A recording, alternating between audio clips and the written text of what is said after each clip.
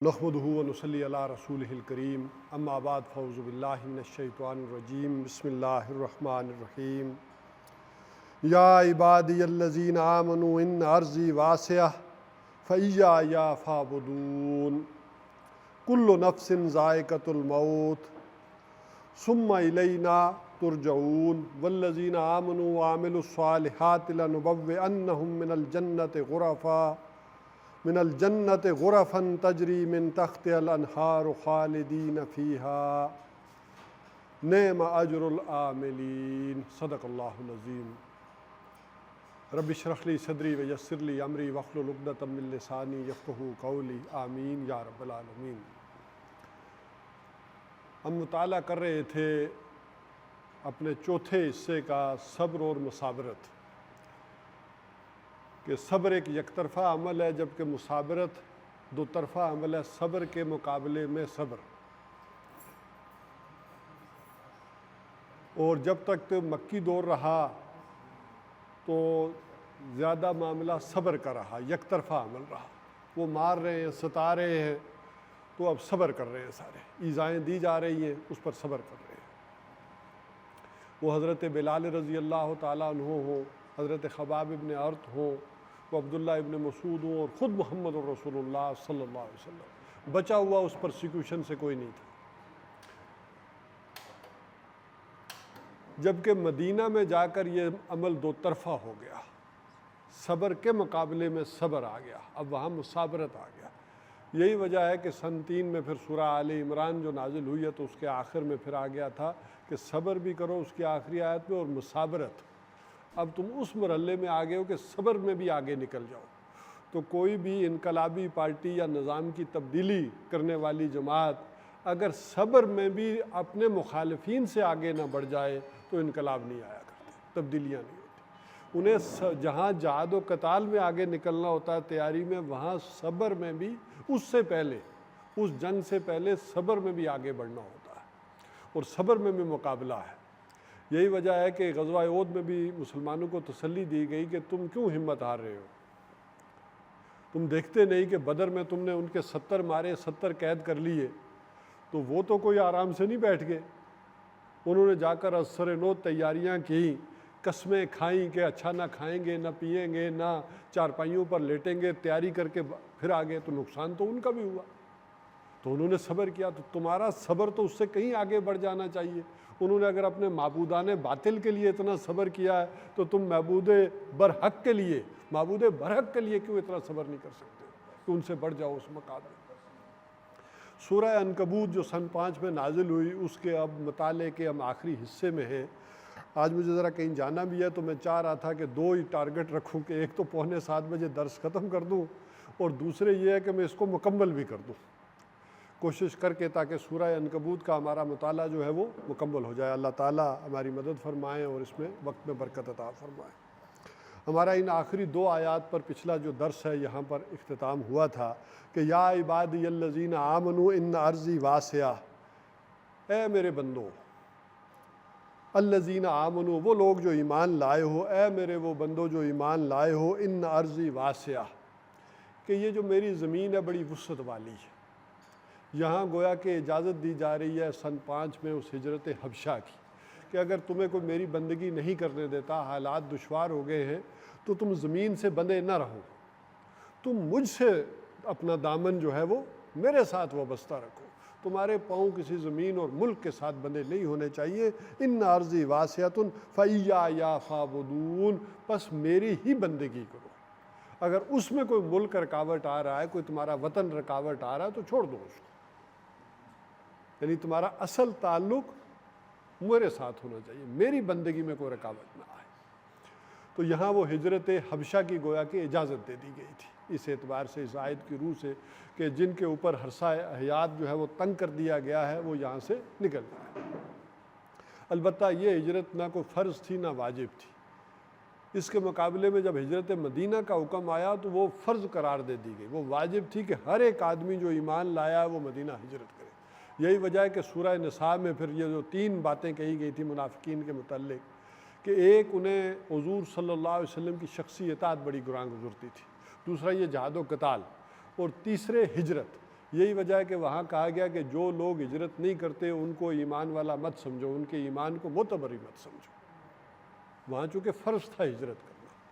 بہرحال یہاں یہ معاملہ تھا کہ اپنے پاؤں کو اس طرح زمینوں کے ساتھ، ملکوں کے ساتھ جڑے نہ رکھو، اصل شے تمہارے نزدیک اللہ کی بندگی ہے۔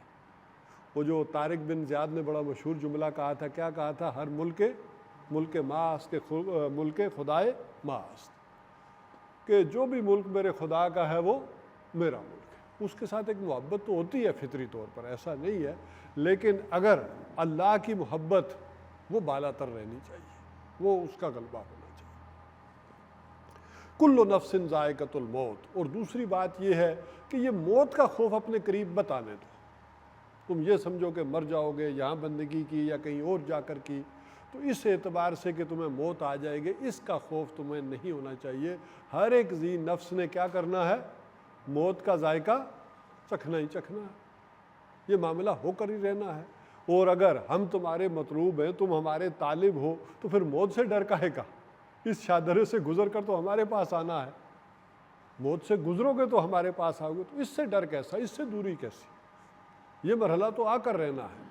اور اس میں قرآن حکیم میں متعدد مقامات پر یہ کہا گیا کہ چاہے تم اپنے آپ کو بروج مشیدہ، چاہے اپنے مضبوط قلعوں میں اپنے آپ کو بند کر لو، وہ آ کر چھوڑے، موت آ کر رہے گی، وہ آ کر نہیں چھوڑے گی۔ یہاں تک کہ فرمایا کہ یہ لوگ کہتے ہیں منافقین کہ اگر تم ہماری بات مان لیتے، یہ گویا غزوہ احد پر تبصرہ ہے کہ مدینہ میں محصور ہو کر لڑتے اور وہاں نہ جاتے، چونکہ اتفاق کی بات یہ ہے کہ وہاں محمد الرسول اللہ صلی اللہ علیہ وسلم اور رئیس المنافقین عبداللہ ابن ابی کی رائے مل گئی تھی۔ حضور کی بھی یہی رائے تھی کہ محصور ہو کر لڑا جائے، اور عبداللہ ابن ابی کی رائے بھی یہی تھی کہ محصور ہو کر لڑا جائے۔ لیکن حضور صلی اللہ علیہ وسلم نے جب وہاں نوجوان صحابہ کے جوش شہادت کو دیکھا، ان کے جذبے کو دیکھا، تو اپنا فیصلہ بدل دیا کہ ٹھیک ہے، کھلے میدان میں مل کر مقابلہ کرتے ہیں۔ تو بہرحال یہی وجہ تھی کہ عبداللہ ابن ابی جو ہے وہ 300 آدمیوں کو لے کر واپس ہو گیا تھا کہ جب ہماری بات ہی نہیں ماننی تو ہم مقابلے میں کیوں جائیں۔ تو وہاں جب یہ غزوہ ختم ہو گیا تو ظاہر ہے انہوں نے تبصرے کیے ہوں کہ دیکھو ہم 300 بچ گئے کہ نہیں بچ گئے، تم نے ہماری بات مانی ہوتی تو تم بھی بچ گئے ہوتے۔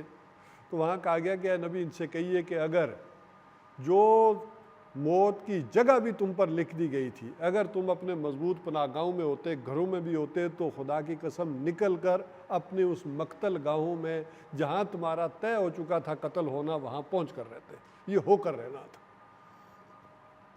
تو کل نفس ذائقۃ الموت، ہر ایک نفس کو موت کا ذائقہ چکھنا ہے۔ ثم الینا ترجعون، اور پھر ہماری ہی جناب میں، ہماری طرف تمہیں لوٹ کر آنا ہے۔ اصل معاملہ تو یہ ہے کہ اس سارے شاہدرے سے نکل کر، موت سے نکل کر ہمارے پاس آنا ہے اور ملاقات ہونی ہے۔ بلکہ یہاں وہ میں نے آپ کو واقعہ بھی ایک دفعہ سنایا تھا کہ ایک دور عباسیہ میں جب خلق قرآن کا مسئلہ بن کھڑا ہوا، چونکہ ایک زمانے میں یہ تھا کہ یہ قرآن ہے کیا، یہ مخلوق ہے یا کلام ہے، اس حوالے سے بڑی بحث چلی، رد و قضا چلی۔ یہی وجہ ہے کہ ہمارے ہاں جو کلمے اور عقائد اور یہ سارے مرتب ہوئے، تو اس کے اندر پھر ایک زمانے میں یہ لکھا جاتا رہا کہ آپ قرآن حکیم کو کیا مانتے ہیں۔ ہاں، وہاں پھر باقاعدہ یہ اپنے عقیدے کا اظہار کیا جاتا تھا کہ میں اس کو اللہ تعالیٰ کا کلام مانتا ہوں۔ پھر دنیا میں جب یہ مستند ہو گیا تو اب سارے ہی مانتے ہیں، کوئی دوسرا نہیں رہا، تو پھر اس بات کو نکال دیا گیا کہ اب اس میں کوئی عقیدے میں شامل کرنے کی کوئی ضرورت نہیں ہے، اب یہ سارے انڈرسٹوڈ ہے، مانتے ہی مانتے ہیں۔ اس زمانے میں بڑی بحثیں ہوئی، اور اسی میں یہ تھا کہ وہ جو دلیل لائی گئی تھی وہ بھی یہی تھی کہ اللہ خالق کل شیء، قرآن ایک شے ہے کہ نہیں؟ ایک شے ہے۔ تو اللہ تعالیٰ نے کیا کیا؟ ہر ایک شے کو، کل شیء خالق، اللہ تعالیٰ نے ہر ایک شے کو پیدا کیا، ہر ایک شے کو بنایا، تو یہ اللہ خالق ہے، یہ مخلوق ہے۔ وہ ایک مولوی صاحب عام سے تھے، تو ان کو یہ جب مسئلہ پتہ چلا، سارے بھائی بحث مباحثے یہ بڑے ہو رہے ہیں، تو سمجھ نہیں آ رہی کہ کیسے کریں، تو انہوں نے یہ آیت پڑھی، کل نفس ذائقۃ الموت، ہر ایک نفس کو موت کا ذائقہ چکھنا ہے۔ اور انہوں نے کہا اللہ تعالیٰ کیا کہتا ہے؟ کتب علی نفسہ الرحمہ، اللہ تعالیٰ نے اپنے نفس کے اوپر کیا لکھ لیا ہے؟ رحمت کو لازم کر لیا ہے۔ اور یہ 2-3 مقامات پر ایسی بات آئی ہے کہ اللہ تعالیٰ نے کہا کہ میں نے اپنے اوپر یہ رحمت کو، اپنے اوپر اس چیز کو لکھ لیا۔ تو انہوں نے کہا اللہ اپنے آپ کو نفس کہہ رہا ہے کہ نہیں کہہ رہا؟ کتب علی نفس الرحمہ، تو کل نفس ذائقۃ الموت، اس کا مطلب ہوا کہ اللہ پر بھی موت آنی ہے۔ کل نفس ذائقۃ الموت، ہر ایک نفس پر موت آنی ہے، تو پھر وہاں کیوں نہیں آنی؟ اب وہ سمجھے کہ یہ کوئی غلطی ہو گئی ہے، یہ کوئی کھٹکا ہوا ہے، معاملہ غلط ہوا ہے، کہ ہم اس کا مطلب اس طرح سے جو سمجھ آ رہا ہے یہ صحیح نہیں سمجھے۔ اور ایک اور واقعہ آتا ہے کہ خلیفہ کو تو ایک مسخرے نے سمجھایا، وہ کوئی مسخرہ تھا، خلیفہ نے طلب کیا دربار میں، وہ لیٹ آیا، تو جب لیٹ آیا ہے تو خلیفہ نے پوچھا کہ تمہیں بلایا ہو تھا، تم لیٹ کیوں آئے ہو؟ اس نے کہا میں قرآن کا جنازہ پڑھنے گیا ہوا تھا۔ کہا جب مخلوق ہے تو اس پر موت بھی آنی ہے۔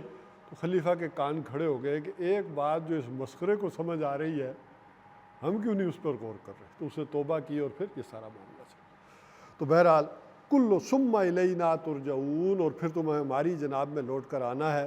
والذین آمنوا وعملوا الصالحات، اور وہ لوگ جو ایمان لائے اور جنہوں نے عمل صالح کا حق ادا کیا، جنہوں نے نیک عمل کیے، لَنُبَوِّئَنَّهُم مِّنَ الْجَنَّةِ غُرَفًا، ہم لازماً انہیں جنت کے بالا خانوں میں جگہ دیں گے، تجری من تحتہا الانہار، جن کے دامن میں ندیاں بہتی ہوں گی، خالدین فیہا، اور اس میں وہ ہمیشہ رہیں گے۔ اچھا، یہ جو اللہ تعالیٰ کے وعدے ہیں، پختہ وعدے ہیں کہ جنت ملے گی، وہاں جائیں گے، بالا خانے، اس میں بھی کسی قسم کے شک کو اپنے قریب نہ آنے دو۔ تم یہ سمجھو کہ یہ مار رہے ہیں، یہ ستا رہے ہیں ہمیں، اس کنٹیکس میں ساری باتوں کو سمجھے کہ اگر یہ ہمیں مار رہے ہیں اور ستا رہے ہیں تو پتہ نہیں اللہ کی مدد آئے گی کہ نہیں آئے گی، پتہ نہیں اللہ تعالیٰ کے وہ وعدے پورے ہوں گے کہ نہیں ہوں گے۔ نہیں، وہ وعدے اس کے پورے ہو کر رہیں گے۔ البتہ یہاں اس بات کو پھر سمجھ لیں، والذین آمنوا وعملوا الصالحات، اور وہ لوگ جو ایمان لائے، جنہوں نے نیک عمل کیے۔ نیک عمل سے مراد جو ہماری ہے، جس کے اندر بھی نیکی کا ایک تصور ابھرتا ہے، وہ ہر پھر کر اگر کوئی نیکی کا جذبہ اندر بنتا ہے تو یا وہ نوافل زیادہ پڑھنے شروع کر دیتا ہے، یا حضور صلی اللہ علیہ وسلم کے اسوے پر، یا جسے آپ کہیں نا کہ شمائل، اسی کے اندر ایک غلو کا معاملہ جو ہے وہ شروع کر دیتا ہے انسان، لیکن جو مقصد ہے اس کو بھول جاتا ہے۔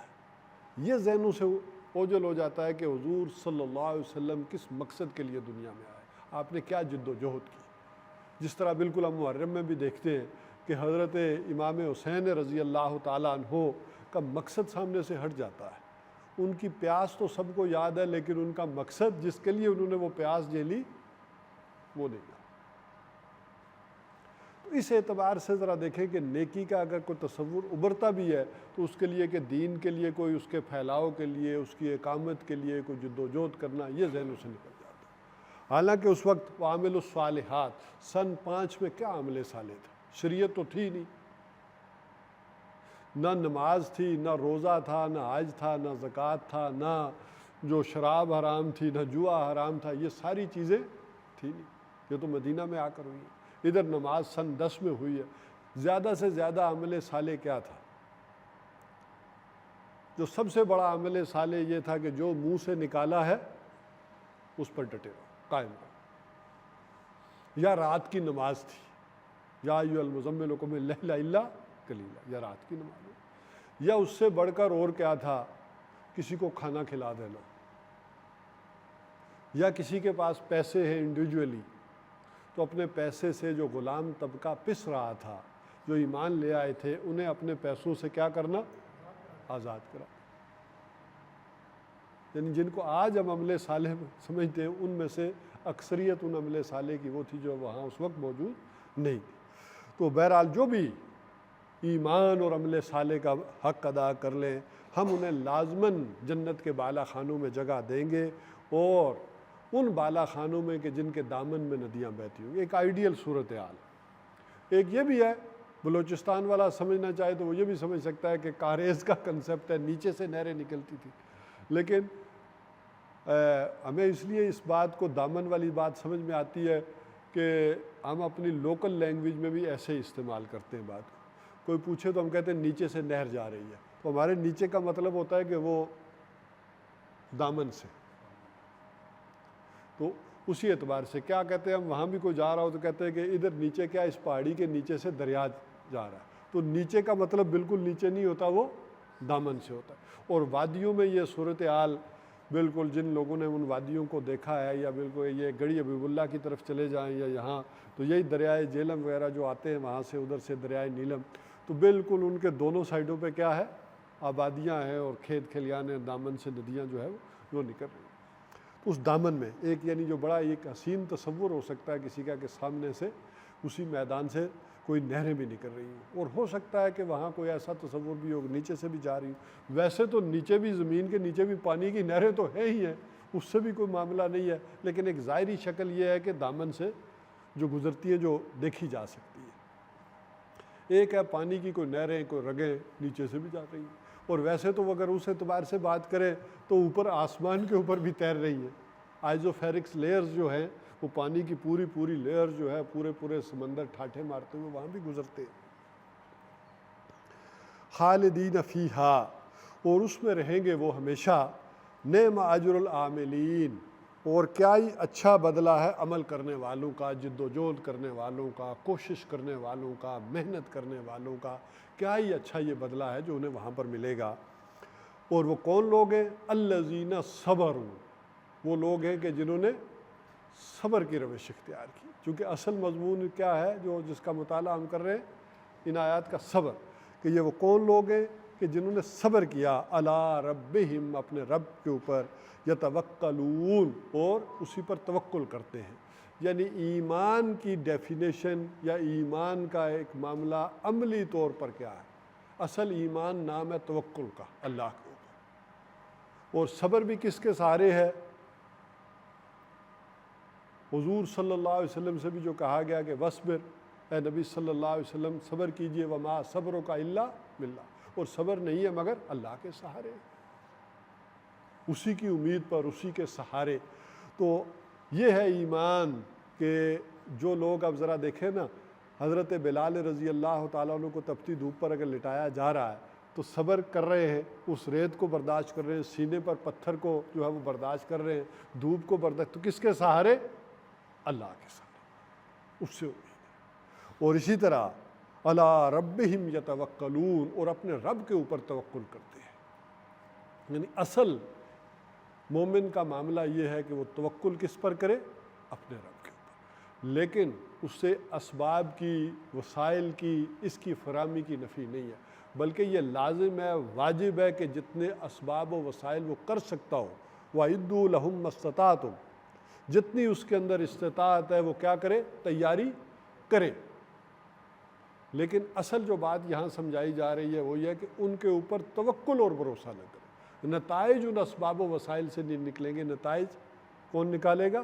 وہ اللہ تعالیٰ کی ذات سے آئے گی. یہی وجہ ہے کہ غزوہ حنین میں اگر چند لوگوں کے دلوں میں بھی یہ خیال آ گیا تھا کہ آج ہمارے مقابلے میں کون آ سکتا ہے، ہماری تعداد اتنی بڑی ہے، ان کا توکل اور بھروسہ کس پر ہو گیا تھا؟ اپنی ایک تعداد پر. تو چند لمحوں میں اللہ تعالیٰ نے دکھا دیا کہ جب حوازن کے تیر اندازوں نے تیر اندازی کی ہے جس زبردست انداز میں، تو 12,000 جو ہے ان کے پاؤں اکھڑے ہیں. اور بہرحال جو بھی سیرت نگار ہیں انہوں نے لکھا ہے کہ 30-40 اور زیادہ سے زیادہ 300-400، یعنی اس کے گرد فگر وہ ویری کرتی ہے. یعنی منیمم جس کسی نے لکھا 30-40 اور کسی نے زیادہ سے زیادہ لکھا تو 300-400، لیکن 12,000 میں سے 300-400 بھی بہت کم. تو وقتی ایک دھچکا لگا، فوراً سنبھلے، اور حضور صلی اللہ علیہ وسلم بھی میدان میں اترے ہیں، اور آپ صلی اللہ علیہ وسلم نے رجز پڑھے. یہ آپ کی زندگی میں جو ہے وہ پہلی مرتبہ ہوا کہ آپ اترے ہیں اور آپ نے کہا کہ انا النبی لا کذب، انا ابن عبد المطلب لا کذب، میں نبی ہوں، اس میں کوئی جھوٹ نہیں ہے، اور میں عبد المطلب کا بیٹا یعنی پوتا ہوں، اس میں کوئی جھوٹ نہیں، میں موجود ہوں، میں نہیں کہیں سے ہلا. اور اگر تم 12 کے 12,000 میرا ساتھ دو میں تب بھی نبی ہوں، اور 12 کے 12,000 چلے جاؤ تب بھی نبی۔ بہرحال فوراً پلٹے ہیں، پھر حالات بدلے ہیں، لیکن ایک دفعہ اللہ تعالیٰ نے دکھا دیا کہ تمہارا توکل کس پر ہونا چاہیے؟ اللہ پر، بھروسہ اس پر ہونا چاہیے۔ پھر دوسری بات جو عام طور پر رہتی ہے کہ انسان کو جو کھانے پینے کی فکر رہتی ہے کہ کھاؤں گا کہاں سے، پیوں گا کہاں سے۔ وَكَأَيٍّ مِّن دَابَّةٍ لَا تَحْمِلُ رِزْقَهَا، اور کتنے ہی چوپائے ایسے ہیں کہ جو اپنے اوپر رزق اٹھائے نہیں پھرتے۔ اللہ یرزقها، اور اللہ تعالیٰ جو ہے وہ انہیں رزق دیتا ہے، وَإِيَّاكُمْ، اور تمہیں بھی دے گا۔ اس میں نے آپ کو مسیح علیہ السلام کی وہ آپ کہہ لیں کہ وعظ بھی سنایا تھا، کیونکہ ظاہر ہے کہ حضرت مسیح علیہ السلام کو تمثیلوں کا بادشاہ کہا جاتا کہ جس قدر انجیل میں انہوں نے وہ تماثیل بیان کیے ہیں، اور اسی طرح جو انہوں نے مواعظ کہے ہیں، جیسے پوری دنیا میں ان کا سرمن آف دی ماؤنٹ، پہاڑی کا کوہ زیتون کا واعظ جو ہے وہ پوری دنیا میں بڑا مشہور مانا جاتا ہے، اور اس میں ظاہر ہے جو انہوں نے سرمن دیے ہیں۔ ویسے تو حضور صلی اللہ علیہ وسلم نے بھی واعظ کہے، لیکن آپ صلی اللہ علیہ وسلم کے واعظ اس طرح سے محفوظ نہیں ہے۔ آپ کا اصلاً واعظ جو تھا وہ خود قرآن حکیم ہی تھا، لہٰذا وہ بہت کم ہیں جو محفوظ رہے ہیں۔ ایسا بھی ہوا ہے کہ اکثر تو آپ بہت مختصر واعظ کہتے تھے، لیکن ایسا بھی ہوا کہ آپ نے فجر پڑھ کر واعظ کہنا شروع کیا، باتیں شروع کی، اور ظہر آ گئی، اور وقفہ دے کر ظہر پڑھی، اور پھر واعظ کہنا شروع کیا، اور پھر مغرب آ گئی، عصر آ گئی، پھر عصر کی جماعت جو ہے وہ ہوئی، اور پھر آپ نے واعظ کہا، اور پھر مغرب کی نماز آ گئی، اور اس پر آپ نے ختم کیا۔ اتنے لمبے واعظ بھی آپ صلی اللہ علیہ وسلم نے کہے، اور خاص کر انہی میں سے بعض کا جو تذکرہ ملتا ہے کہ آپ صلی اللہ علیہ وسلم نے قیامت کے اور اس کے قرب قیامت کی علامات اور نشانیوں کے جو تذکرے کیے، کہ وہ صحابہ کہتے ہیں کہ 40 آدمی بھی اگر جس میں ملوث تھے، حضور صلی اللہ علیہ وسلم نے اس کا بھی نام لیا، لیکن اللہ تعالیٰ کی حکمت تھی کہ وہ چیزیں اس طور پر محفوظ نہیں رہی ہیں۔ اصل شے تو قرآن حکیم جو تھی وہ محفوظ رہی، اور پھر وہ احادیث کو بھی محفوظ کرنے کا ذریعہ اللہ تعالیٰ نے بعد میں بنا دیا کہ جو ہمارے لیے فائدہ مند تھی، ضرورت کی چیزیں تھیں، وہ اللہ تعالیٰ نے سیو کر دی، رکھ دی۔ اور اسی میں نے یہ بات بھی کہی تھی کہ اصل میں انجیل ہے کیا؟ انجیل 3 چیزوں کا مجموعہ ہے۔ حضرت عیسیٰ علیہ السلام کے اوپر جو وحی اتری، آپ صلی اللہ علیہ وسلم نے جو واعظ کہے، اور اسی طرح آپ کی جو سیرت ہے، یہ تینوں چیزیں گڈمڈ ہیں، یہ تینوں چیزیں گڈمڈ ہو کے انجیل بنتی ہے۔ اس کو ایسے سمجھ لیں کہ حضور صلی اللہ علیہ وسلم پر ایک یہ وحی اتری قرآن حکیم، ایک آپ کی سیرت ہے، ایک آپ کی احادیث ہے۔ ہمارے یہاں یہ بالکل بڑے علیحدہ سے جو ہے وہ بائیفرکیٹ ہوئی ہیں، ڈفرینشیشن ان کے اندر موجود ہے، وہاں یہ فرق موجود نہیں ہے۔ تینوں چیزوں کو گڈمڈ کر دیا گیا، اور ان تینوں چیزوں کے مجموعے کو پھر انجیل کہا گیا ہے۔ تو حضرت مسیح علیہ السلام وہ کہتے ہیں کہ اپنے حواریین سے کہ دیکھو، وہ میرا اور تمہارا آسمانی باپ، یا آسمانی باپ رب کے معنوں میں، پالن ہار کے معنوں میں، انہوں نے باپ دوسرے معنوں میں لے لیا، کہ میرا اور جو تمہارا آسمانی باپ ہے، کیا تم جنگل کی چڑیوں کو نہیں دیکھتے ہو کہ صبح کو نہار منہ اٹھتی ہیں، بھوکے پیٹ اٹھتی ہیں، اور رات کو آسودہ ہو کر اپنے گھونسلوں میں آ کر پیٹ بھر کر سوتی ہیں، نہ وہ کوئی کھتے رکھتی ہیں، نہ کوئی اکاؤنٹس رکھتی ہیں، نہ کوئی گوڈاؤنز رکھتی ہیں، نہ جمع رکھتی ہیں، تو وہ رب جو انہیں کھلاتا ہے کیا تمہیں نہیں کھلائے گا؟ اور تم اس سے کیوں خوف زدہ ہو کے پہنو گے کیا؟ وہ جس نے جنگل کی سوسن کو وہ بہترین لباس ادا کیا ہے، تم دیکھتے نہیں جنگل کے پھولوں کو اور جنگل کی گھاس کو کہ کتنا بہترین لباس ہے جو تمہارے باپ نے انہیں عطا کیا ہے، اور سلیمان اپنی پوری شان و شوکت کے باوجود ویسا لباس مہیا نہ کر سکا تھا جو اللہ تعالیٰ نے خوبصورت پرندوں کو دیا، تو کیا وہ تمہیں لباس نہ دے گا؟ تو یہ ایک بات آتی ہے کہ تمہیں رزق کی فکر کیوں رہتی ہے؟ وَكَأَيٍّ مِّن دَابَّةٍ لَا تَحْمِلُ رِزْقَهَا، کتنے ہی چوپائے ایسے ہیں کہ جو اپنا رزق اٹھائے تھوڑے ہی پھرتے ہیں۔ اللہ یرزقو، ہاں اللہ یرزقو ہا وَإِيَّاكُمْ، اللہ تعالیٰ انہیں بھی رزق دیتا ہے، وَإِيَّاكُمْ، اور تمہیں بھی دے گا، وَهُوَ السَّمِيعُ الْعَلِيمُ، وہ سب کچھ سننے والا ہے اور جاننے والا ہے، اسے معلوم ہے تمہاری ضرورت کیا ہے، وہ جانتا ہے تمہیں کس چیز کی ضرورت ہے، تمہارا رب ہے تم سے بڑھ کر تمہاری ضروریات کو جانتا ہے کہ تمہیں کس کس کی چیز کی ضرورت ہے، اور تم یہ مت سمجھو کہ تمہاری دعاؤں کو نہیں سنتا، تم اسے پکار رہے ہو، دعائیں کر رہے ہو کہ اللہ تعالیٰ یہ ہم پر مصائب ہیں، تکالیف ہے، تو ایسا تو نہیں ہے کہ وہ سنتا نہیں ہے، وہ ساری چیزیں سن رہا ہے۔ وَلَئِن سَأَلْتَهُم مَّنْ خَلَقَ السَّمَاوَاتِ وَالْأَرْضَ۔ اب یہاں تک تو خطاب تھا اہل ایمان سے، اب یہاں سے خطاب ہوا ہے مشرکین مکہ سے، ان سے تھوڑا خطاب ہو رہا ہے۔ وَلَئِن سَأَلْتَهُم مَّنْ خَلَقَ السَّمَاوَاتِ وَالْأَرْضَ، ذرا ان سے پوچھئے کہ کس نے بنایا ہے آسمانوں اور زمین کو، وَسَخَّرَ الشَّمْسَ وَالْقَمَرَ، اور کس نے مسخر کیا ہے، کام میں لگا دیا ہے، جو بھی ہے بہم رسانی میں تمہاری ضروریات کی لگا دیا ہے سورج اور چاند کو، لَيَقُولُنَّ اللَّهُ، تو یہ پکار اٹھیں گے اللہ، اور یہاں بھی وہی لام اور نون ثقیلہ یعنی لازماً کہیں گے اللہ، ان میں اس میں کوئی اختلاف نہیں۔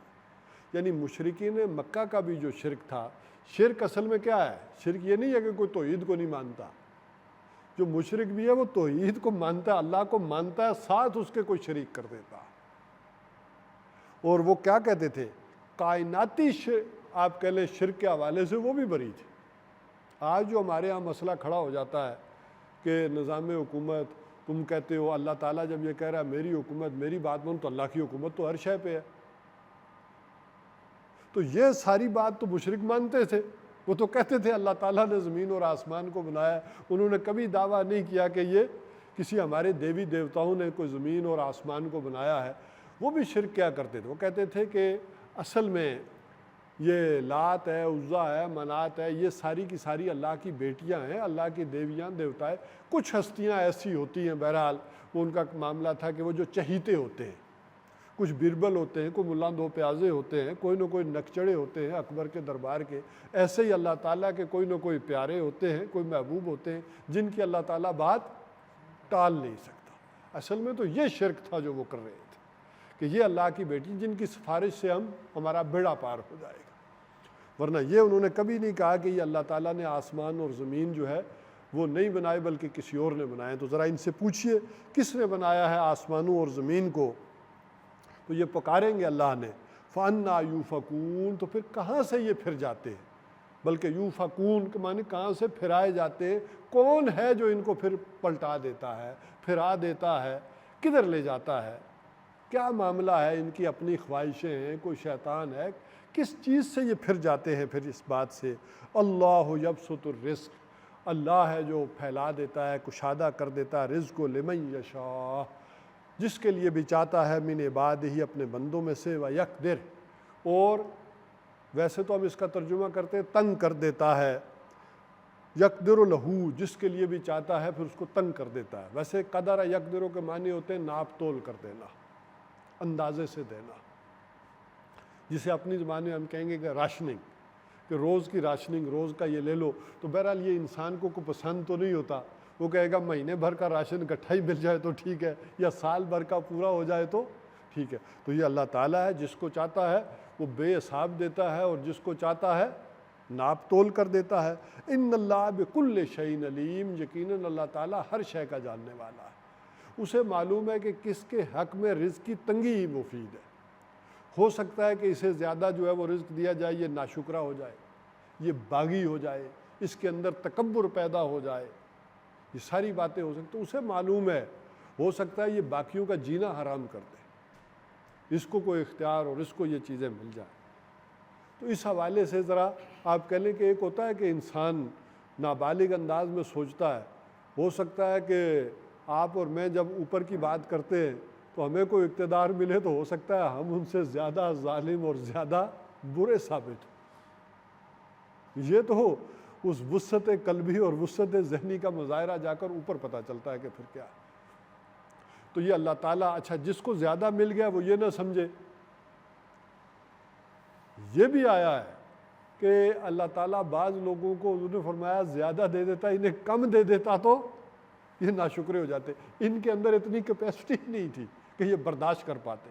ایک آدمی کے اندر یہ کیپیسٹی تھی کہ اسے کم ملا تو وہ برداشت کر گیا، ایک کو زیادہ ہو سکتا ہے کہ دے دیتا تو کم کر دیتا تو وہ برداشت ہی نہ کر پاتا۔ یہی فرمایا حضور صلی اللہ علیہ وسلم نے کہ یہ رزق کی تنگی جو ہے انسان کو کفر تک لے جاتی ہے، یہ والا معاملہ بھی ہو کر رہ جاتا ہے۔ تو یہ اللہ کو معلوم ہے کہ کس کا ظرف کتنا ہے، اس سے زیادہ ڈالوں گا تو وہ کیا ہو جائے گا، چھلک جائے گا، اس میں علم ڈالوں گا تو وہ بھی چھلک جاتا، کچھ زیادہ معلومات آ جائے، دین آ جائے تو وہ بھی اس کے اندر اتنی کیپیسٹی نہ ہو تو وہ چھلک جاتا، اسی طرح وہ رزق اس کے اندر زیادہ آ جائے تو وہ بھی چھلک جائے گا، تو یہ اس کے علم میں ہے۔ تو اللہ سے دعا کرنی چاہیے کہ اللہ تعالیٰ کوئی شے دے تو پہلے اس کا ظرف آپ کے اندر پیدا کر دے، اس کی وسعت پیدا کر دے، اس کو برداشت کرنے کی ہمت پیدا کر دے۔ وَلَئِن سَأَلْتَهُم مَّن نَّزَّلَ مِنَ السَّمَاءِ مَاءً، ذرا ان سے پوچھئے کس نے اتارا ہے آسمان سے پانی، فَأَحْيَا بِهِ الْأَرْضَ مِن بَعْدِ مَوْتِهَا، اور اس پانی سے کیا ہوا ہے، فَأَحْيَا بِهِ، اس سے زندہ کیا ہے، بِهِ الْأَرْضَ، زمین کو، مِن بَعْدِ مَوْتِهَا، اس کے مرنے کے بعد، جیسے بالکل زمین بے آب و گیا پڑی تھی، مردہ چٹیل، بارش ہوئی اس کے اندر سے زندگی کے آثار برآمد ہوئے، رویدگی نکلی، تو یہ کس نے کیا، لَيَقُولُنَّ اللَّهُ، تو یہ لازماً کہیں گے کہ کس نے کیا ہے، لازماً پکار کر کہیں گے، لازماً بول اٹھیں گے کہ یہ کس نے کیا ہے، اللہ تعالیٰ نے کیا ہے، اللہ نے بارش برسائی ہے، اللہ نے اس زمین کو زندہ کیا ہے۔ قُلِ الْحَمْدُ لِلَّهِ، تو آپ کہہ دیجئے شکر ہے اللہ کا، یعنی اتنی بات تو مانتے ہیں، ایک توحید کا یہ تصور تو ان کے ذہنوں میں ہے، بل اکثرہم لا یعقلون، لیکن ان کی جو اکثریت ہے، بلکہ جو ان کی اکثریت ہے وہ عقل سے آ رہی ہے، تفقہ سے، عقل سے محروم کر دیے گئے، یعنی یہ بڑی باتیں تو مانتے ہیں لیکن یہاں پردے پڑ جاتے ہیں، یہ آگے نہیں سوچتے، یہ ابھی اس کا ذکر چونکہ آگے بھی آئے گا میں وہاں وضاحت کر دوں گا۔ وَمَا هَٰذِهِ الْحَيَاةُ الدُّنْيَا، اور نہیں ہے یہ دنیا کی زندگی، إِلَّا لَهْوٌ وَلَعِبٌ، مگر ایک کھیل اور تماشا، یہ دنیا کی زندگی کی اس سے زیادہ کھیل اور تماشے سے زیادہ اس کی حقیقت نہیں ہے۔ وَإِنَّ الدَّارَ الْآخِرَةَ، اور جہاں تک آخرت کا گھر ہے اس کا تعلق ہے، فَإِنَّ آخرتہ لَهِيَ الْحَيَوَانُ، آج چشمے بھی نہیں ہے میرے تو میں ذرا دقت سے ہی پڑھ رہا ہوں، تو یہ کیا ہے، اصل زندگی یہ آخرت کی زندگی ہے۔ اچھا دنیا کی زندگی کو بھی اگر دنیا ہی کی زندگی سمجھے، اسے ہی مقصد سمجھے تو یہ کھیل اور تماشا ہے، بابر باعش گوشت کے عالم دوبارہ نیست والا معاملہ ہو جائے گا۔ لیکن اگر دنیا کو آخرت کے اعتبار سے دیکھیں گے، الدنیا مزرعۃ الآخرہ، تو اس کے اعتبار سے دنیا کا ایک ایک لمحہ، ایک ایک منٹ قیمتی ہو جائے گا۔ وَالْعَصْرِ إِنَّ الْإِنسَانَ لَفِي خُسْرٍ إِلَّا الَّذِينَ آمَنُوا وَعَمِلُوا الصَّالِحَاتِ وَتَوَاصَوْا بِالْحَقِّ وَتَوَاصَوْا بِالصَّبْرِ، وہ ہو جائے گا وہاں، ایک ایک منٹ، ایک ایک لمحہ قیمتی ہو جائے گا اگر دیکھیں گے کہ یہ دنیا آخرت کی کھیتی ہے اور اس کے اوپر انحصار کرے گی وہ ہمیشہ ہمیش کی زندگی۔ اصل زندگی تو وہ ہے، دنیا میں تو ایسے رہو کہ جیسے کیا ہوتا ہے، کانَّکَ غریب او عابر فی السبیل، یا جیسے کہ کوئی ہوتا ہے ایک اجنبی آدمی یا مسافر، راہ چلتا مسافر ہوتا ہے، ایسے دنیا میں رہو کہ اس سے دل نہ لگے، ایک ضروریات ہیں، وقت ہے، یہ انسان اپنی چیزیں پوری کرتا ہے، واقعتاً اس میں دل کھبانا، دل لگانا، یہ گویا کہ کھیل اور تماشے کے برابر ہو جائے گا۔ لیکن اصل اگر اس کا مقصد سمجھیں گے تو پھر یہ دنیا بہت قیمتی ہو جائے گی، پھر ایک ایک لمحے کو آپ قیمتی بنائیں گے۔ وہ جو مولانا روم کہتے ہیں کہ میں نے اس زندگی کی حقیقت اصفہان کی گلیوں میں برف کے ایک تاجر سے سمجھی، کہ جو اصفہان کی گلیوں میں یہ صدا لگا رہا تھا کہ دیکھو لوگو میرا اصل سرمایہ گھلا جا رہا ہے، جلدی کرو لے لو۔ برف کا تاجر، ظاہر ہے اب برف ہی گھلی جا رہی ہے، پانی بن جائے گی، تو ہر آنے والا لمحہ اس برف سے کیا ہو رہا ہے، پانی کے قطرے ٹپک رہے ہیں، ختم ہو رہے ہیں۔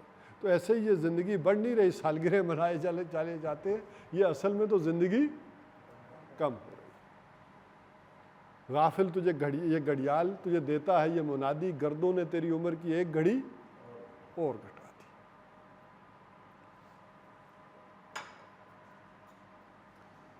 لو کانوا یعلمون، کاش کہ یہ جانتے ہوتے، کاش اس حقیقت کو سمجھ جاتے لوگ، اور اس کا مقصد دنیا کی زندگی کا یہ سامنے رہتا ہی نہیں، تو پھر یہ عیش و عشرت کھیل تماشوں میں نہ پڑتے، بلکہ اس کے ایک ایک لمحے کو قیمتی بناتے۔ اب اسی حقیقت کی طرف جو پہلے آئی تھی اس کی طرف ایک اشارہ ہو رہا ہے، فَإِذَا رَكِبُوا فِي الْفُلْكِ، اور جب یہ سوار ہوتے ہیں کشتی میں، دعوا اللہ مخلصین لہ الدین، تو پکارتے ہیں اللہ تعالیٰ کو، اپنی اطاعت کو اس کے لیے خالص کرتے ہیں۔ یہاں دین کے معنی اس ہستی کے لیے اپنی اطاعت کو خالص کرتے ہوئے۔ فلما نجاہم الی البر، گویا کہ طوفان آیا اور اس میں اللہ تعالیٰ نے انہیں نجات دی خشکی کی طرف، اذا ہم یشرکون، تو جبھی وہ پھر شرک کرنے لگ جاتے ہیں۔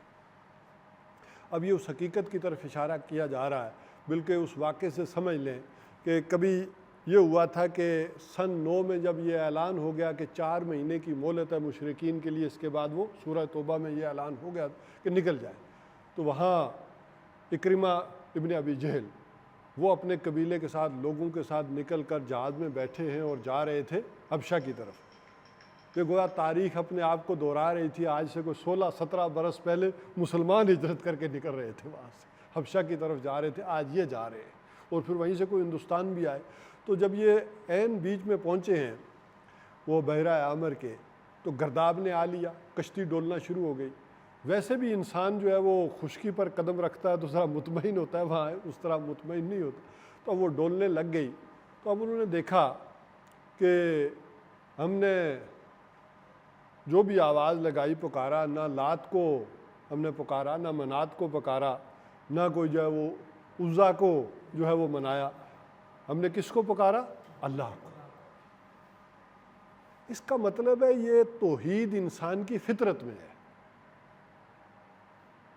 کہ ہماری فطرت یہ، ہم ان کو مانتے تو رہے، پوچھتے تو رہے، لیکن ہمارا دل نہیں مانا کبھی۔ اصل فطرت کی آواز تو یہ تھی۔ تو جب ہم اتنی بڑی مصیبت آتی ہے، مشکل آتی ہے، تو اسی کو پکارتے ہیں، اسی بات کی محمد صلی اللہ علیہ وسلم دعوت دے رہے ہیں۔ تو جب اصل بڑی مشکل میں ہم اسی کو پکارتے ہیں تو کیوں نہ واپس چلیں اور جا کر محمد صلی اللہ علیہ وسلم کی بات مانیں۔ اور آئے ہیں، اور واقعتاً پھر حضرت ابوبکر صدیق رضی اللہ تعالیٰ عنہ کی خلافت کے اندر پھر بڑی بے جگری سے جو ہے وہ لڑے ہیں اور مرتبہ شہادت پر فائز ہوئے ہیں۔ وہ جو بھی جھوٹے مدعیان نبوت جو اٹھ کھڑے ہوئے تھے ان کے خلاف انہوں نے پھر اس جہاد میں حصہ لیا ہے اور ظاہر ہے اپنی تلوار کے جوہر منائے۔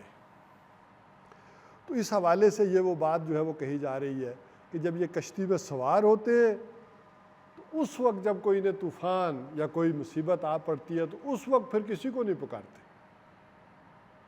اس وقت یہ اللہ کو پکارتے ہیں، اور جب اللہ تعالیٰ انہیں نجات دے کر خوشی کی طرف لے آتا ہے تو پھر یہ شرک کرنے لگ جاتے ہیں۔ پھر آ کر ہو سکتا ہے کوئی چڑھاوا اس پر چڑھاتا ہو کہ اس کے طفیل بچ گئے، پکارا اس وقت اس کو۔ جیسے قرآن حکیم میں آتا ہے کہ جب کسی کو ہم اولاد دیتے ہیں تو بڑے للہیت کے ساتھ، بڑے خلوص کے ساتھ اللہ تعالیٰ کو پکارتا ہے اور کہتا ہے کہ جب تو ہمیں چنگا بھلا اچھا خاصا صحیح سالم اولاد جو ہے وہ دے دے گا تو ہم تیرا شکر کریں گے، اور جب ہم اولاد دے دیتے ہیں تو بکرا لے کر کسی اور کے پاس چلے جاتے ہیں۔ تو یہ انسانوں کے اندر ایک معاملہ جب عملاً زندگی میں آتے ہیں تو یہ شرک کر لیتے ہیں، ورنہ ان کی فطرت گواہی دیتی ہے کہ فطرت کے اندر توحید ہے۔ لِيَكْفُرُوا بِمَا آتَاهُمْ بِمَا آتَيْنَاهُمْ لِيَكْفُرُوا بِمَا آتَيْنَاهُمْ، تاکہ یہ کفر کریں، ناشکری کریں جو کچھ کہ ہم نے انہیں دیا ہے، وَلِيَتَمَتَّعُوا فَسَوْفَ يَعْلَمُونَ، اور اسے برت لیں، فَسَوْفَ يَعْلَمُونَ، تو عنقریب انہیں معلوم ہو جائے گا، عنقریب حقیقت ان کے اوپر آشکارا ہو جائے گی۔ اور الہاکم التکاثر حتی زرتم المقابر، وہاں معاملہ ہو کر رہ جائے گا، فَسَوْفَ يَعْلَمُونَ کلّا سوف یعلمون، وہ معاملہ ہو کر رہے گا اور انہیں حقیقت جو ہے وہ پردے اٹھ جائیں گے اور حقیقت ان پر آشکارا ہو جائے گی۔ ابھی ٹھیک ہے جو کچھ ہم نے انہیں دیا ہے اس کی ناشکری بھی کر رہے ہیں، یہ ساری نعمتیں ہم نے دی ہیں اور برت رہے ہیں ہمارے اس سامان کو۔ اولم یروا انا جعلنا حرما آمنا، کیا یہ دیکھتے نہیں، غور نہیں کرتے اس پر کہ ہم نے بنایا ہے حرم کو امن والی جگہ۔ وَيُتَخَطَّفُ النَّاسُ مِنْ حَوْلِهِمْ، اور لوگ اس کے ارد گرد سے اچک لیے جاتے ہیں۔ یعنی یہ جو امن میں ہے، یہ جو ان کو سٹیٹس ملا ہوا ہے، یہ کس وجہ سے ہے؟ ہمارے اس گھر کی وجہ سے ملا ہوا ہے۔ لِإِيلَافِ قُرَيْشٍ إِيلَافِهِمْ رِحْلَةَ الشِّتَاءِ وَالصَّيْفِ فَلْيَعْبُدُوا رَبَّ هَٰذَا الْبَيْتِ الَّذِي أَطْعَمَهُم مِّن جُوعٍ وَآمَنَهُم مِّن خَوْفٍ۔ یہ ساری چیزیں کس وجہ سے؟ چاہیے کہ پھر اس گھر کے جو رب ہے، مالک ہے جو ہے، اس کی بندگی کریں، اس کی وجہ سے یہ سارا کچھ انہیں ملا ہوا ہے۔ تو کیا یہ دیکھتے نہیں کہ اس حرم کو ہم نے امن والی جگہ بنایا؟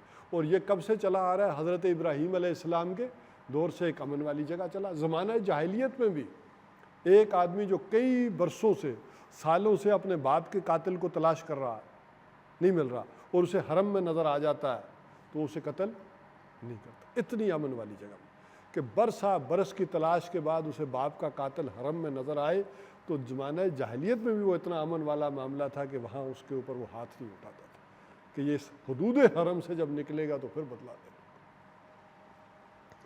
تو بہرحال افبالباطل یؤمنون، تو کیا پھر یہ باطل پر ایمان رکھیں گے؟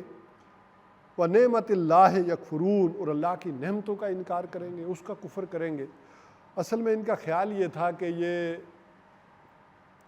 چونکہ پورے جزیرہ نمائے عرب کے اندر انہیں ایک بڑی اہم حیثیت حاصل تھی، یہ ایک پیرزادے ہوا کہ وہاں کے تھے، اسپیشل سٹیٹس ان کا اس وجہ سے تھا، حرم کی وجہ سے ان کے قافلوں کو کوئی کچھ نہیں کہتا تھا۔ اور یہ رحلت الشتاء والصیف، گرمیوں میں یہ جو ہے وہ شام کی طرف، اور سردیوں میں یہ یمن کی طرف، یہی جو اکنامک کوریڈور ہے، یہ میں نے آپ سے ذکر بھی کیا تھا، اسی کا ایک ریوائول ہو رہا ہے اب دنیا میں۔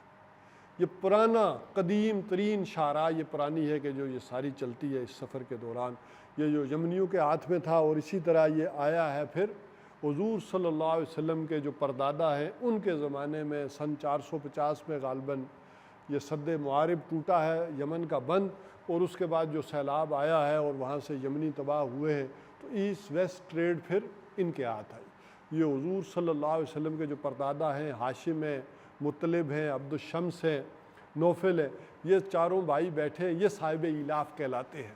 اور انہوں نے پھر کہا کہ جو دنیا میں خلا پیدا ہو گیا تجارتی، تو کیوں نہ ہم اس اکنامک کوریڈور کے اوپر جو ہے وہ ہم قبضہ کر لیں، اور انہیں معاہدہ کیا، اور اس معاہدوں کے تحت انہوں نے باقی عرب قبائل کے بتوں کو جگہ دی ہے، سٹیٹس دیا ہے خصوصی خانہ کعبہ کے اندر۔ اور ایک اعتبار سے گویا کہ یہ ان کے جتنے باقی قبیلوں کے بت تھے، 360 بت ظاہر ہے ان کے نہیں تھے، وہ مختلف پورے عرب کے بت تھے، اور وہ خدا ان کے ہاتھ میں یرغمال تھے سارے قبیلے۔ اگر ہمارے قبیلے کو کسی نے ہاتھ لگایا ہمارے تجارتی سامان کو، تو اس کے خدا کی گردن مروڑ کر رکھ دیں گے۔ تو وہ یرغمال تھے، خدا ان کے ہاں پڑے ہوئے سارے، اور اس کے اوپر ایک اسپیشل ان کا ایک معاملہ چلتا تھا کہ ان کو کوئی کچھ نہیں کہتا تھا۔ اب اللہ تعالیٰ یہ انہیں سمجھا رہے ہیں کہ یہ اصل میں اس کے گھر کی بدولت ہے جو امن والا معاملہ ہوا ہے، اور یہ سمجھ رہے تھے کہ ان بتوں کی وجہ سے ہم امن میں ہیں۔ یہی وجہ ہے کہ اس سے پچھلی جو سورہ ہے، سورہ قصص، اس کے ساتھ ایک معنوی ربط ہے، وہاں یہ مضمون آیا ہے کہ اے محمد جو آپ کہتے ہیں کہ ہم آپ پر ایمان لے آئیں، تو اس کا مطلب یہ ہوگا کہ ہمیں یہ کعبہ خالی کرنا پڑے گا ان بتوں سے، تو وہ خالی کر دیں گے تو پھر کھائیں گے کہاں سے؟ اور پھر آپ نہیں دیکھتے کہ ارد گرد سے سارے قافلے اچک لیے جاتے ہیں، تو ہم بھی اچک لیے جائیں گے، پھر ہماری بات مانے گا کون؟ تو یہ اللہ تعالیٰ کہہ رہے ہیں کہ یہ اصل میں یہ نہیں ہے، یہ اللہ تعالیٰ نے تمہیں امن دیا ہوا ہے۔ وَمَنْ أَظْلَمُ مِمَّنِ افْتَرَىٰ عَلَى اللَّهِ كَذِبًا، اور اس سے بڑھ کر ظالم کون ہوگا کہ جو اللہ پر افطرا باندھے جھوٹا، او کذب بالحق، یا حق کو جھٹلا دے، اس کے مقابلے میں آ جائے، لما جاءہ، جب کہ وہ اس کے پاس آ چکا۔ یہاں یہ بات سمجھ لیں کہ اس سے بڑھ کر ظالم کون ہے کہ جو اللہ پر افطرا باندھے جھوٹا۔ ایک پہلو آ گیا یہ حضور صلی اللہ علیہ وسلم کہ کوئی شخص دنیا میں آ کر یہ کہے کہ میں اللہ کا نبی ہوں اور یہ پیغام اللہ کا، اور وہ ہو نہ، تو اس سے بڑھ کر ظالم کوئی نہیں ہے کہ یہ اللہ پر جھوٹا افطرا باندھ دے، بہتان گھڑ دے کہ یہ اللہ کا پیغام ہے اور میں اللہ کا نبی ہوں۔ اس سے بڑھ کر ظلم والی بات کوئی نہیں ہے، یہ بات ٹھیک ہے، لیکن تم خود گواہی دیتے ہو کہ ان سے بڑھ کر صادق اور امین کوئی نہیں ہے۔ تو اگر یہ اللہ کے نبی ہیں، یہ اللہ کا کلام ہے، تو آؤ کذب بالحق، تو اس سے بڑھ کر پھر ظالم کوئی نہیں ہے کہ جو اس کو جھٹلائے۔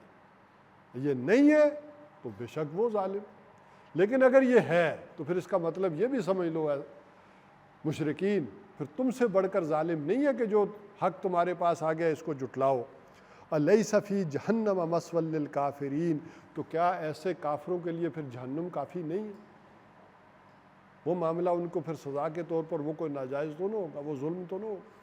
پھر جن کو اس انداز میں ساری بات سمجھائی جائے۔ اب آگے ایک تسلی دی گئی ہے کہ جو لوگ جد و جہد کر رہے ہیں، محنت کر رہے ہیں، والذین جاہدوا فینا لنہدینہم سبلنا وان اللہ لمع المحسنین، والذین جاہدوا فینا لنہدینہم سبلنا، اور وہ لوگ جاہدوا فینا جو ہمارے راستے میں ہمارے لیے جد و جہد کر رہے ہیں، محنت کر رہے ہیں، جہاد کر رہے ہیں، لنہدینہم، ہم لازماً انہیں ہدایت دیں گے، سبلنا، اپنے راستوں کی۔ اچھا یہاں یہ بات بھی سمجھ لیں، یہ جو لفظ جہاد آیا ہے، ابھی سن 5 میں کوئی اس طرح کا تلوار والا جہاد نہیں ہو رہا تھا، یہ جد و جہد اور کوشش اس کی راہ میں ہو رہی تھی، محنت، کہ جو لوگ بھی تسلی رکھیں کہ جو لوگ بھی جد و جہد کر رہے ہیں، محنت کر رہے ہیں، ہم انہیں تنہا نہیں چھوڑیں گے۔ لنہدینہم، اہدنا الصراط المستقیم میں شاید ہماری گفتگو ہوئی ہو، تو وہاں اہدنا کا ایک مطلب یہ بھی ہوتا ہے کسی کو راستہ سمجھا دینا، اور اس کا ایک آپ سے دیکھیں نا، دنیا میں یہ ہوتا ہے کہ کوئی آدمی راستہ پوچھے تو آپ کہتے ہیں یہاں سے دائیں مڑنا، وہاں سے بائیں مڑنا، یہ ہوگا، یہ ہو جائے گا۔ پھر آدمی محسوس کرتا ہے کہ اس کو سمجھ نہیں آئے گی، میں اگلے موڑ تک لے آؤں۔ پھر بسا اوقات ایسا بھی ہوتا ہے کہ آپ محسوس کرتے ہیں کہ یہ آدمی وہاں نہیں پہنچ پائے گا، تو آپ کہتے ہیں لاؤ ہاتھ پکڑو، آدمی پکڑ کر اس دروازے تک چھوڑ آتا ہے۔ تو یہ ہدایت کے میں یہ بھی ہے کسی کی انگلی پکڑ کر اس جگہ تک لے جانا۔ ایک دیکھیں سورت کے شروع میں آیا تھا، وَمَنْ جَاهَدَ إِنَّمَا يُجَاهِدُ لِنَفْسِهِ، جو کوئی جد و جہد کر رہا ہے اپنے بھلے کو کر رہا ہے، اس میں اپنا فائدہ ہے، مت احسان درے ہم پر، اللہ تعالیٰ بے نیاز ہے جہان والوں سے، کوئی کر رہا ہے یا نہیں کر رہا۔ یہاں ذرا حوصلہ افزائی کی گئی، یہاں تسلی دی گئی، کیوں نہیں؟ وہ لوگ جو ہماری راہ میں جد و جہد کریں گے، جو کوشش کریں گے، ہم لازماً ان کے لیے اپنے راستے کھول دیں گے، ہم لازماً انہیں ان کی منزل تک پہنچائیں گے، ہم انہیں تنہا نہیں چھوڑیں گے، ان سارے مراحل سے گزار کر ہم ان کا ساتھ دیں گے اور وہاں تک پہنچا دیں گے۔ وَإِنَّ اللَّهَ لَمَعَ الْمُحْسِنِينَ، اور یقیناً اللہ تعالیٰ جو نیکوکار ہیں، احسان کی روش اختیار کرنے والے ہیں، ان کے ساتھ ہیں، یعنی جو اپنے کام کو اس لیول پر، یعنی خوبصورتی کے ساتھ احسان کے لیول پر جا کر کرتے ہیں، اس جد و جہد کو کوئی اس کو تاوان نہیں سمجھتے، کوئی اس کو جبر اور ظلم نہیں سمجھتے، اللہ کی اس راہ میں جو جد و جہد اور کوشش کرتے ہیں، اس احسان کی روش کے ساتھ، خوبصورتی کے ساتھ۔ ایک دیکھیں مصیبت آئی، تکلیف آئی، تو وہ بھی تو انسان نے خوبصورتی سے جھیلی، تو اللہ تعالیٰ ان کے ساتھ ہے۔ اس کے بعد انشاءاللہ العزیز ہم سورہ بقرہ کا جو نصف ثانی ہے، اس میں جو مضمون آیا ہے، اگلی دفعہ پھر اس سے مطالعہ شروع کریں گے کہ یا ایھا الذین آمنوا واستعینوا بالصبر والصلاۃ، اے وہ لوگوں جو ایمان لائے ہو، مدد حاصل کرو نماز سے اور صبر سے۔ اب مدد حاصل کی جاتی ہے کسی کام کے لیے، اب اس آیت میں وہ منشن نہیں ہے کہ یہ مدد حاصل کرو نماز سے اور صبر سے کس کام کے لیے، تو وہ ہمیں ذرا سیاق و سباق سے وہاں جائزہ لینا ہوگا کہ یہ نماز سے اور صبر سے مدد کس کام کے لیے وہاں کہی گئی ہے، وہ اصل کام ہے کیا۔ تو سن 2 ہجری کے پھر یہاں سے گویا کہ یہ سن 5 کے واقعات، تو پھر ذرا اب میں جمپ کر کے چلا جاؤں گا سن 2 ہجری کے واقعات کے اوپر کہ وہاں پھر جو معاملہ ہو رہا ہے۔ ظاہر ہے یہ جو سورہ بقرہ ہے، اس کا زمانہ نزول سن 1 سے لے کر سن 2 کے قریب تک ہے، بلکہ اس سے بھی پہلے کہ یہ آپ کہہ لیں کہ بات آ جائے گی۔ تو اللہ تعالیٰ ہمیں اس کو سمجھنے کی اور اس پر عمل کرنے کی ہمت اور توفیق عطا فرمائے۔